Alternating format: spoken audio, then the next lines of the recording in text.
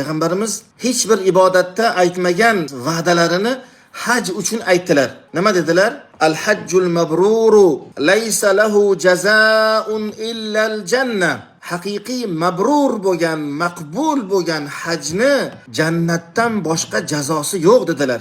Haj mabrur bo'lsa agar, haj mabrur degani, maqbul degani, ma'qul degani, Allohning huzurida, nazdida maqbul va manzur bo'lgan haj ibodatini ado etgan odamni bu qilgan amali uchun jannatdan boshqa mukofot yo'q dedilar. Boshqa bir so'zlarida esa aytdilarki, mana bu so'zni tasdiqi o'laroq, hajji mabrur bo'lgan odam onadan yangi tug'ilgan kabi gunohlardan pok holda uyiga qaytadi dedilar. Onasidan yangi tug'ilgan odam gunohkor bo'ladimi? Hech gunohi bormi ustida?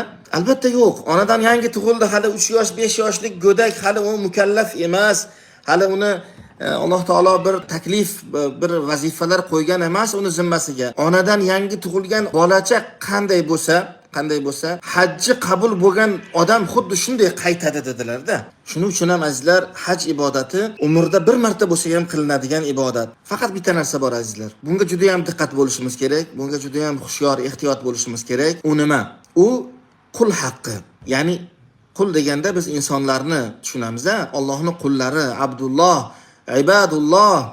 Allohning qullarini tushunamiz. Allohning qullari, insonlar agar ularni haqqi siz zimmangizda qolib ketgan bo'lsa, endi haj tugul boshqasi ham u gunohni sizdan yuvib olib tasha olmaydi-da, toki ana o'sha haqni egasi, ana o'sha sizni haqni yeganingiz, haqni haqiqiy egasi toki sizni afu aylamas ekan, u gunoh hech qachon sizdan to'kilmaydi.